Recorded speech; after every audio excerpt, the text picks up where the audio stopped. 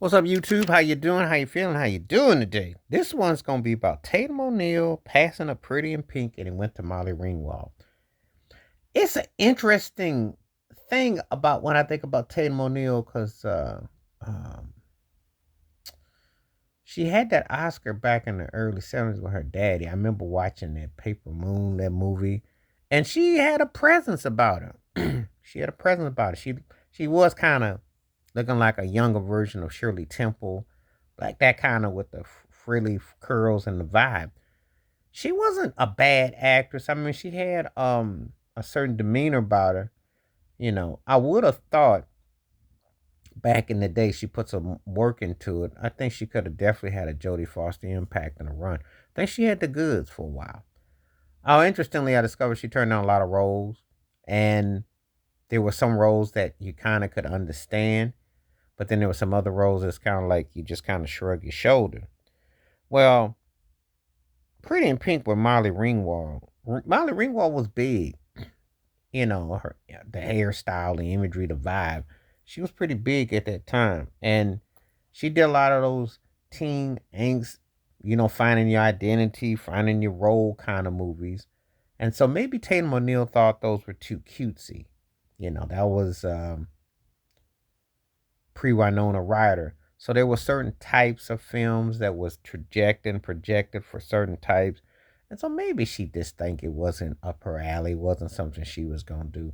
You never know in hindsight. And then you get kind of typecast and they put you in a certain type of box. So where are you gonna get challenged and what's it gonna go? So I think for Tatum O'Neal, it was a situation where she probably just passed on it. Probably just didn't think that it was going to be something that she wanted to engage in for whatever reasons and whatnot. But I remember this film very well.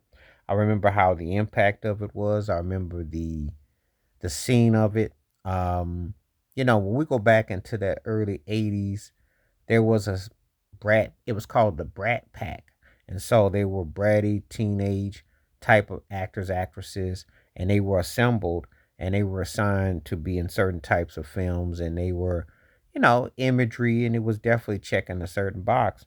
So I don't think Tatum O'Neal at that stage and in that place in her career was necessarily gonna pull that off. I want to be comfortable with that. I just think that she pretty much had mindset that she wanted to be taken a little bit more serious as a certain type of actress. So, these things are very subjective and where you're gonna go with that. So anyway, it's interesting that I found out that she had turned it down because it did do wonders for Molly Ringwald. Molly was big at that time. She capitalized on that, and there was a certain segment that moved on from that. And Tatum O'Neal at that time, I can't recall what she was film wise, but it wasn't anything that was happening because there was an onslaught of younger actresses that were blowing up and they were big. So, but it's interesting that this particular type of genre, that's what Molly Ringwald thrived in. So it's interesting that Tatum O'Neal did not want to go and do that particular brand of film and, didn't want to be typecast, even though you do get typecast, but, it's just kind of one of those things. So, anyway, let me know what you think about that Tatum O'Neal turned down Pretty in Pink. Would it have made a difference? And how might that have impacted Molly Ringwald and how you look at that? Please like, subscribe, welcome thoughts, comments, and I do respond. Thank you. Wash your hands. Keep your mind clear. Watch out for another. Share it if you like and hit that membership. Stay safe, stay blessed, stay woke, stay free, stay true. We will catch you next time. I'm out.